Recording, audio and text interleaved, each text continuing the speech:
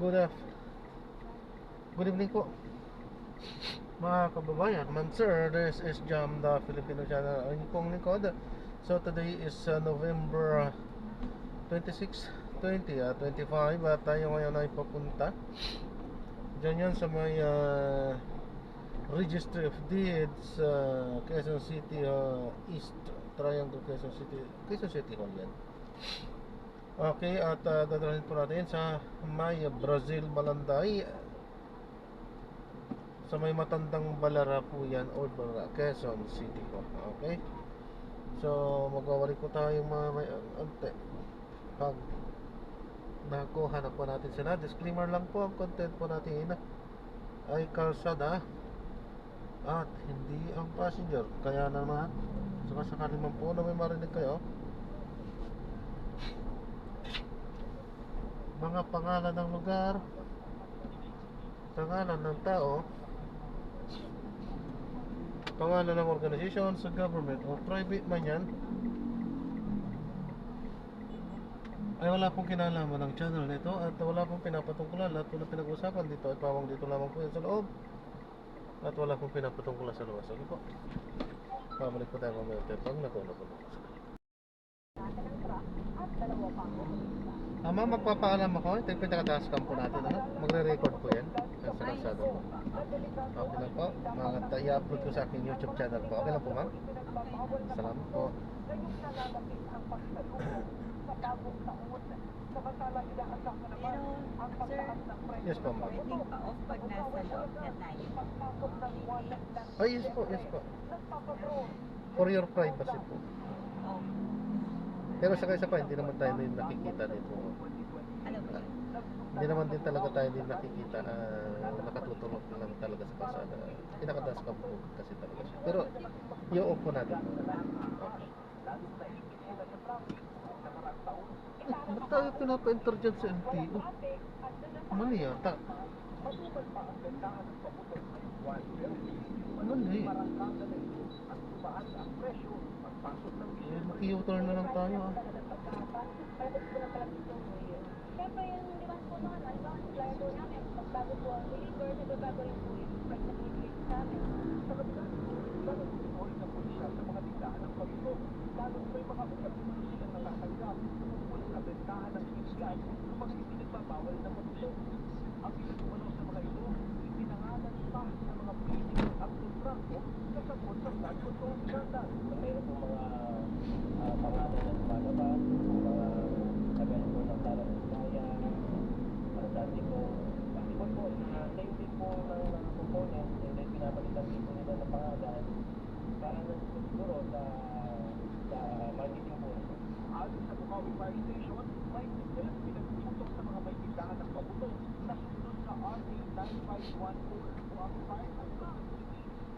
Kabilang dyan ang paglalagay ng truck na may tubig malapit sa tindahan. Dapat may nakastandby na fire extinguisher at may nakakabit na karatula na bawat pag-nigarilyo at pag-testing ng pabuto.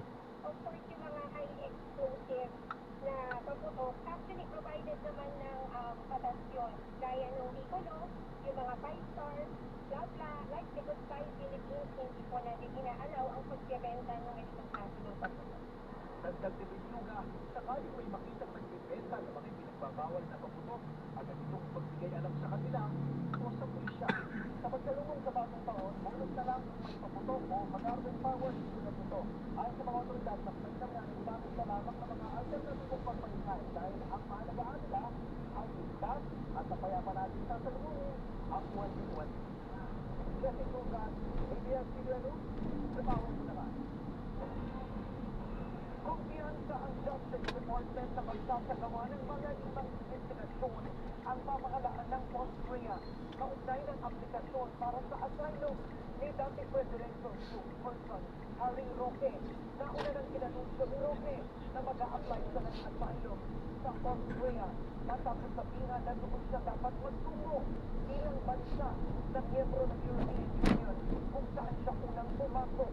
Ito'y base sa Dublin Regulations sa lahat ng asylum application. Ayon pa kay Chief State Counsel Dennis Chan, makakabiyahe pa rin si Roque sa mga bansa sa EU sa kabila ng nakansilan niya sa kanyang passport. Pero sakaling magpalabas na ng red notice ang Interpol, maaari nang arestuhin si Roque at ibalik sa Pilipinas.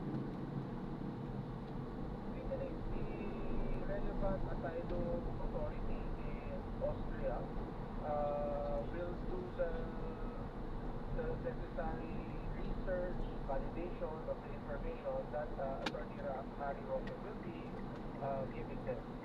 So we trust in their own process, and we also believe that the other countries will respect and trust the integrity of our own asylum process. Iaapelaan ng kampo ng napatantik na alkalde ng Pampantarlac na Diario Ko ang kaso ng korte kaugnay ng kasong qualified human trafficking. Ayon sa legal counsel ni Ko, harap-harapan pa nito ni Ko at ginagawa lamang nila ang nararapat gawin na naaayon sa batas. Matatandang hinatulan ng korte si Ko at itong kapwa-akusado ng habang buhay na pagkakakulong at pagpunta ng 2 bilyong piso para sa mga biktima.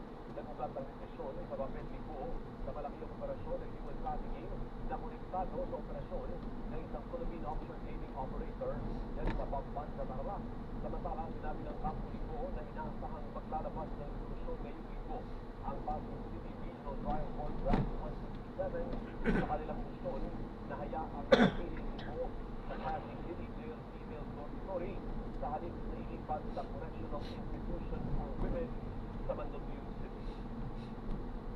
We are just protecting her rights as accused, and at the same time, siyempre, ano pa din naman, kung ano yung nararapat, ano yung rights pa din niya, and at the same time, kung ano rin yung mga necessary steps na gawin within the bounds of law. So, definitely we will appeal naman sa decision.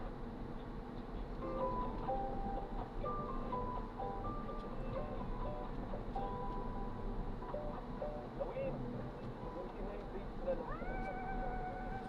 ano ba ang within diskarte para mapawaw o mapakilig ang ating re-regaluhan kami? Naku, Alvin, yung simpleng regalo pwedeng maging espesyal pag magandang pagkakabalot. Kaya may ilang paraan tayong ibabahagi para maging maganda ang gift wrapping. Graduate ng Hotel and Restaurant Management si Sarah Jane Januya. 5 taon niya itong na-practice hanggang sumampa siya ng barko bilang server. Pero 2019, bumuo siya ng sariling pamilya. Dito muling nabuhay ang pagmamahal niya sa arts and crafts. So, nag-start ko nutrition month tong anak ko noong August. So, mayroon silang costume na dapat i-recycle. So, ayun, parang na-unleash yung creativity ko doon. Sabi ko, nagano nga sila ng best in costume. Tapos, ayun, sabi ko, why not pag-business kaya ako lang about the, ito yung arts and crafts nga po. At para maging kakaiba, nag-focus si Sarah Jane sa pagpapaganda ng mga packaging. Kahit simpleng items gaya ng sanitizer at hand cream, ginagawa niya ng talagyan na customized disenyo. Winning discarded tip number 1 ni Sarah Jane, pairali ng creativity sa pagbabalot ng regalo. For Christmas, meron po ako dito, pen, makukulit na surprise, yung mga inilalagay sa loob, at saka yung po, card na lang dito. Ginis ko na po itong pen na to, no? Tapos po, pasok ko lang siya dyan, then ilalagay ko lang po siya dito sa loob. Pwede po mailing. Winning discarded tip number 2, i-recycle ang mga paper bag at iba pang lalagyan ng regalo. Ayun naman pala, ito pang winning diskarte ha, mga ating mga kuya. Kahit simpleng Manila paper, pwedeng gamitin wrapper. Lagyan ng magandang ribbon, mas iba na ang dating ng regalo. Muli, ako po inyong Tino Winnie Cordero, tandaan, kasamang diskarte make every moment your winning moment. Susunod, Land Transportation Office maglalabas ng panutunan kaugnay ng naglipa ng electric motorcycle. At Malacanang, itigsuli na uri ng rehabilitasyon ang pahayag ni Vice President Duterte na handa sa sumalit sakaling mag-resign ang Pangulo. Abangan ang iba pang mga balita sa pagbabalik ng TV Patrol.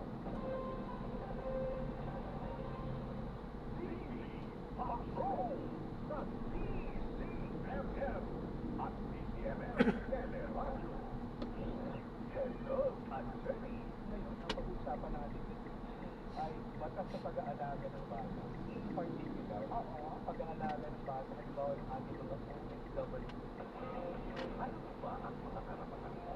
Sa bawat issue, may batas na magpoprotekta sa iyo.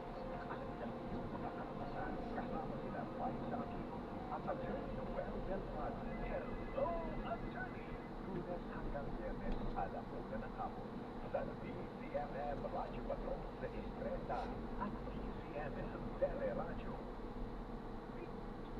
DCMM, numero 1 sa Axo. Oras na nag-24 ng gabi. Ang oras na natin sa inyo ng Lemex Forte Pure Capsule. Malwagong paghinga, tulawang lema. Basta laguti, Lemex.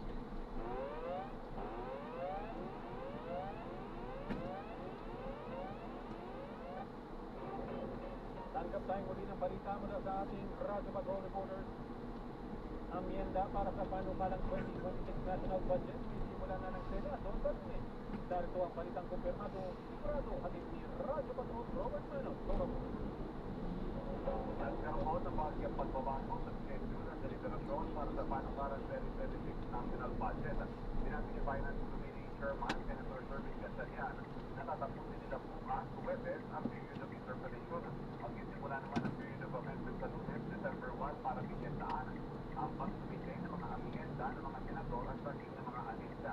Target ng Senado na maaprobahan sa ikalawang pagpasa ang budget sa December 3 dahil ang December 2 ay patay CPA na isang holiday sa lungsod. Inaasahan din ang pagpasa sa ilang no at ring pagpasa sa December 9 na dahil holiday naman ang December 8. Sa usapin naman ng Bicameral Conference Committee, target ito sa ikalawang linggo ng December. Aniya, nagsaan sila ng 5 araw para sa BICAM pero maaaring magpumasa dito kung tatanggapin ng Kamara ang Senate version. Kasalukuyan naman pinaghahandaan ng live streaming ng BICAM. Sinabi ni Gatchalian na nagsimula ng koordinasyon ng LTRMO, Senate Committee on Finance at Division Appropriations ng Kamara at may natugunan silang space sa isang pasilidad sa Intramuros, Maynila kung saan kumain dito ang House counterpart. Yan ang balita po, firmado, sigurado. Ito ang Radyo Patrol, Robert Manos, Maraming salamat, Robert Manos. Manatili pa rin po nakatutok dito sa DCMM Radyo Patrol sa Estrella at DCMM Teleradyo. Ako po, Jason. Basta may nangyari, nakareport agad sa Daily Station. Radyo Patrol sa Estrella. DCMM, numero 1 sa Axo. TV Patrol sa DCMM at DCMM Teleradyo. Kapag nanay, kailangan kami mag-budget o nakatulong kami sa pagkasagot para alam namin yung updating ng mga communities na mga kailangan sa pang-araw-araw. DCMM kasi majority sa aking na nung nagkabalita o nagkakapito. Ano ba yung kwento ng online? Yung makikinig ka sa lumang kulungan at umawa. Tara na ng kwento night, kwento night, kwento night. Lunes hanggang Biyernes, alas 10 ng gabi sa DCMM Radyo Patrol sa Estrella at DCMM Teleradyo. Dito, walang kwentong mananatiling sikreto.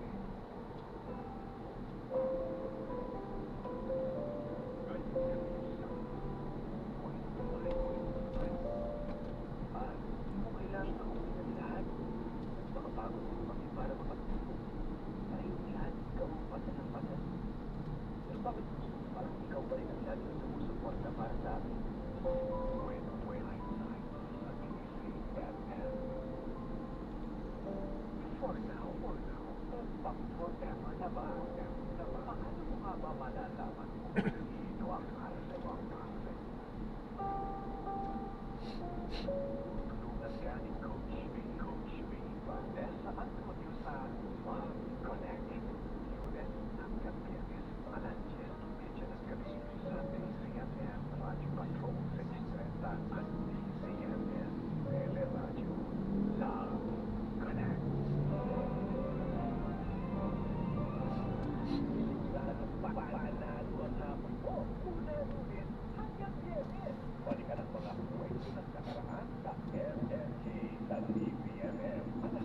impecha ng hapon at ang mga karapatan at batas na protekta sa inyo sa Hello Attorney. Kasama si Attorney Noel Zambrano at Liza Aquino. Alas 1 ng hapon, aga ang aksyon. Ngayon, ang hatid naman nila Tita Winnie Cordero at Doc Terry. Alas 2 ng hapon, at magkaraman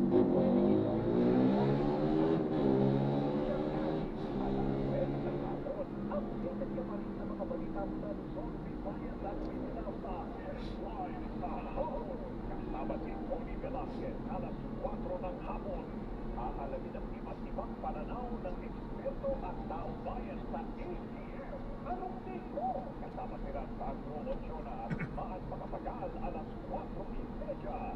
Masusing tatalakay ng lagay ng ating bansa sa issues. Kasama si Tony Velasquez, alas 5:30. Maghahatid ng mga nagpapagang balita at walang sawang paglilingkod ang TVD Patrol, alas 6:30.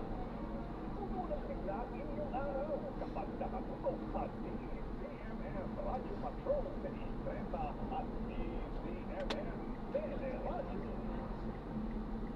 TV Patrol sa DZMM at DZMM Teleradyo. Pinaliwanag ng DPWH sa kanilang pagyaman kung bakit pinakakasuhan nila sa ombudsman si dating House Speaker Martin Romualdez. Napuna naman sa deliberasyon ng Senado ang mga naglalakihan at itinuturing na duplicate project sa budget ng ahensya. Nagpapatuo, RJ Cruz. Sa pagtatanong ng Senador Philippines Cordero, nilinaw ni Department of Public Works and Highway Secretary Vince Dizon na hindi naging issue sa kanila na pinsa ng Pangulo si dating Speaker Martin Romualdez ng irekomendang kasuhan sa ombudsman ng dating leader ng Kamara kaugnay ng flood control scandal. Isa-isa niya ang kasihan ng kanilang rekomendasyon sa Independent Commission for Infrastructure gaya ng mga ebidensya kaugnay ng mga bintang ni dating Congressman Rafi Go at ang testimonya sa Senado ng dating ang security consultant na si Tony Gutesa. May naramdaman po ba kayong anumang pangamba o pagdadalawang isip kaugnay sa ginawa po ninyong paghahain ng kasong ito? Wala po, base na rin sa mga nakuhang ebidensya ng DPWH at dokumento ng mga proyekto ng SunWest Corporation at ng iba pang korporasyon former Congressman Saldico tulad ng High Tone Corporation across many years, Mr. President, no? At base na rin ito dun sa naging sworn testimony ni Sergeant Gutesa dito sa Senate Blue Ribbon hearing. Kinasyon naman ni Senador Rodante Marcoleta kung bakit hindi pa pinaaresto si Romualdez. Ngayon po, Mr. President, narinig ko rin po kanina na si Mr. Saldico ay meron ng warrant of arrest. Tama po. Bakit po si dating speaker wala pa? Wala pa kong kaso sa Sandigan Bayan.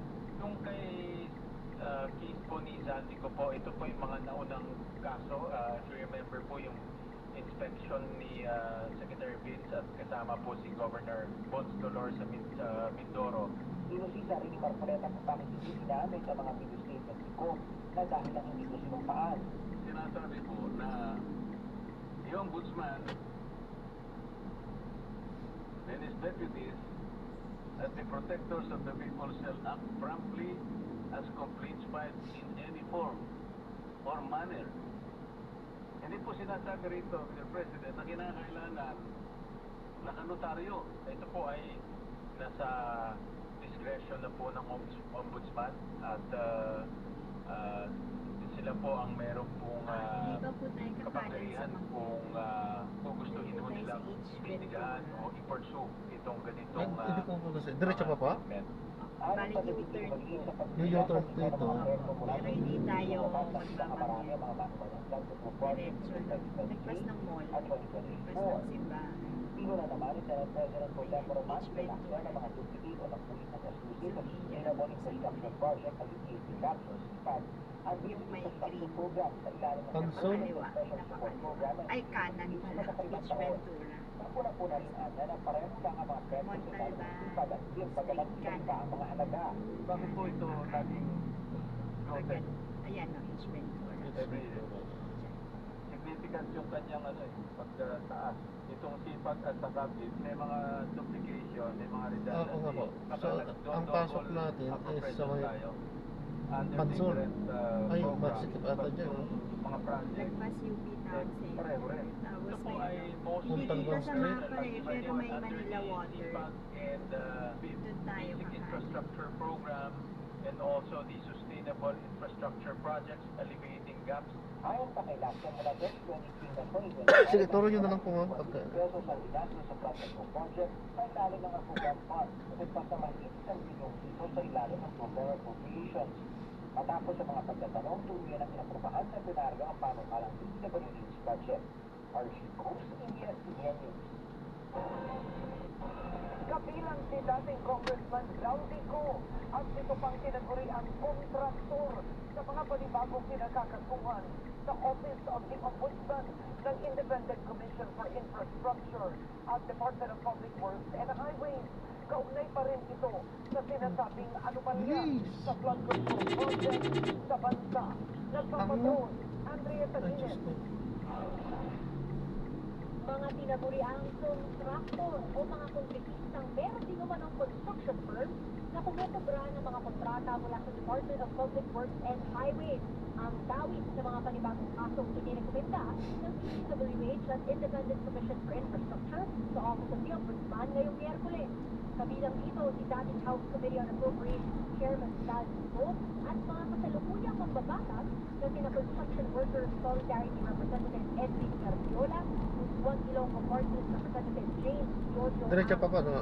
Pusong Pinoy Party List Representative Journey Isay, Bulacan 2nd District Representative Agustina Tina Pancho, Cagayan 3rd District Representative Joseph Lara, Surigao del Norte 1st District Representative Francisco Matugas, at Tarlac 3rd District Representative Noel Rivera. Lahat sila inuugnay sa construction firm. Ayon sa ICI, 1,300 infrastructure projects ang na-award sa kanila mula 2016 hanggang 2024. Kaya ito pa lang, at sa kumpanyang iniuugnay sa kanya, ay 3.8 billion pesos na halaga ng kontrata na ang na-award mula 2020 hanggang 2024. Base sa referral ng ICI. Ang mga kumpanya ni Guardiola nakakuha umano ng 211 projects na bilyong-bilyong piso ang halaga.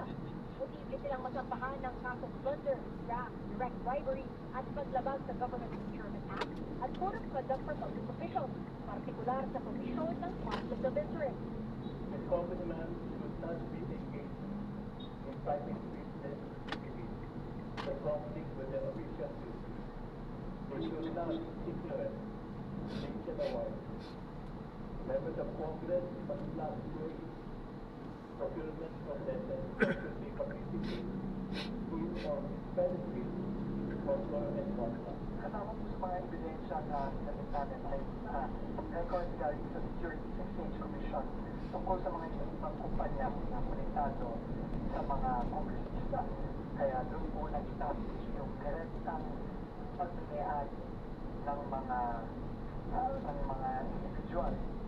Personal na tinanggap ni Ombudsman Henry Crispin Rebulla ang mga isinumiteng ebidensya at sinabing makatutulong ito na mapabilis ang kanilang investigasyon. Sagot naman ni Congressman Ang, malinis ang kanyang konsensya at hindi niya ginamit ang kanyang posisyon para sa sariling interes.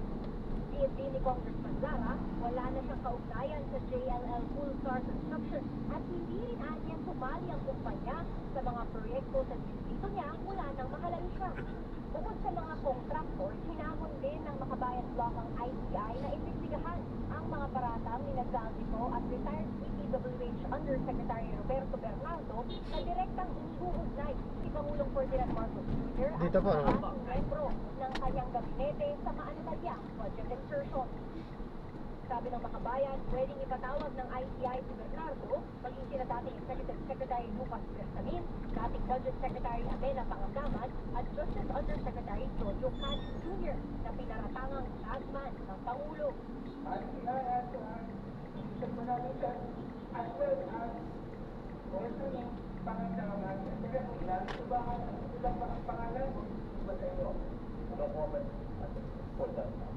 I have to also consult the other members officially before I give a definite status.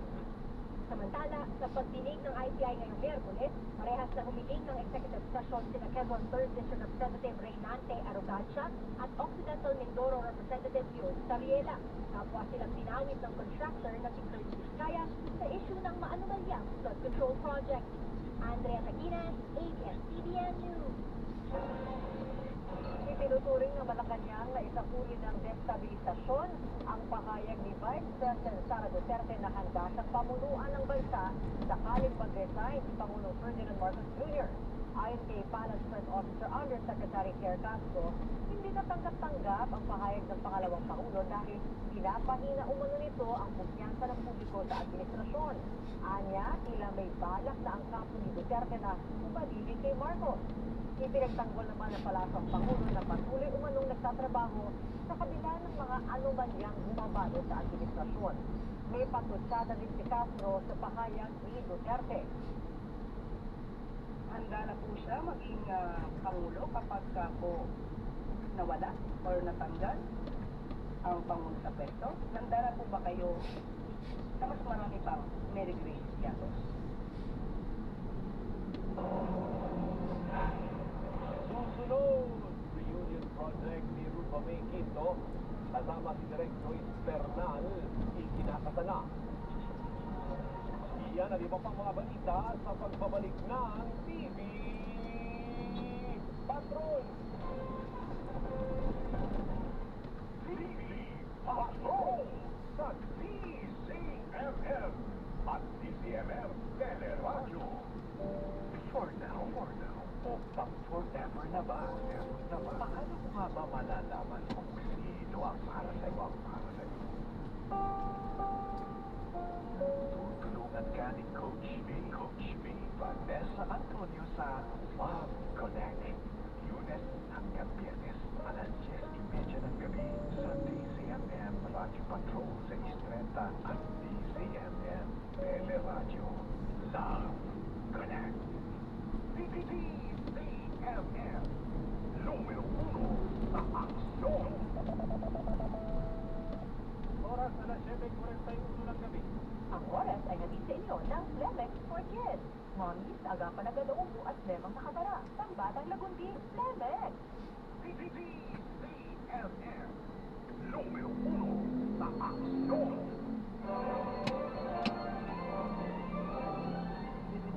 Panalo ang hapon mo mula Lunes hanggang Biyernes. Balikan ang mga kwento ng nakaraan sa MMK sa DCMM. Alas 12:30 ng hapon, alamin ang mga karapatan at batas na protekta sa inyo sa Hello Attorney. Kasama si Attorney Noel Del Prado at Liza Aquino. Alas 1 ng hapon, agarang aksyon ngayon ang hatid naman nila Tita Willie Cordero at Doc Denny. Alas 2 ng hapon. At pag nararamdaman, pwedeng ikwento yan dahil ako to, si Chang Ami. Alas 3 ng hapon, updated ka pa rin sa mga balita mula Luzon, Visayas at Mindanao sa Headline sa Hapon. Kasama si Tony Velasquez, alas 4 ng hapon. Aalamin ang iba't ibang pananaw ng eksperto at taong bayan sa ATM. Anong take mo? Kasama sila Sandro Ochona at Maan Pakapagal, alas 4:30. Masusing tatalakayin ng lagay ng ating bansa sa Issues Spotted. Kasama si Tony Velasquez, alas 5:30. Maghahatid ng mga nagpapagang balita at walang sawang maglilingkod ang TV Patrol, alas 6:30. Tunay sigla ang inyong araw kapag nakatutok sa DCMM Radio Patrol sa Istreta at DCMM Teleradyo. Hanap mo ba yung kwentuhan all night? Yung makikiligin ka, sasabang makuha at tumawa. Tara na sa Kwento Night. Lunes hanggang Biyernes, alas 10 ng gabi sa DCMM Radio Patrol sa Istreta at DCMM Teleradyo. Dito, walang kwentong mananatiling sikreto. Kanan po na po. Ngayong gabi sa lang ako ng lahat. Nagpakapagod po kami para makatulong. Para hindi lahat ikaw ang pasan ng pasan. Pero bakit? Parang ikaw pa rin ang laging sumusuporta para sa Ano po, Flo po? Saan po? Brazil. 44A Brazil. Kanino, ma'am? Gamboa. Sige, ma'am. Thank you. Grab po. Opo. Kasama sila Robert Pano at Steve Brad.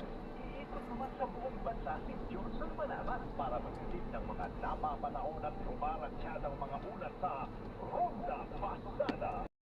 The Chief Operating Officer noong 2010 at naging Chief Executive Officer noong 2024.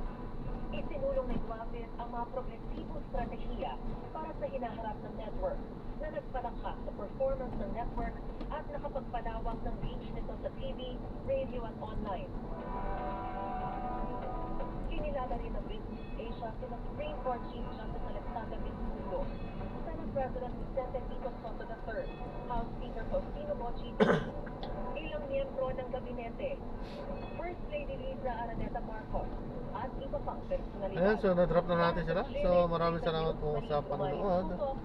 Muli, this is Jam. Dapat na po na sa inyo ang lingkod at muli, ang content po natin ay kalsada at hindi ang ating passenger o hindi yung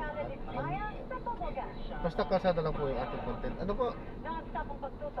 Mga daanan lang po at hindi sa tao at kung ano-ano pang organisasyon.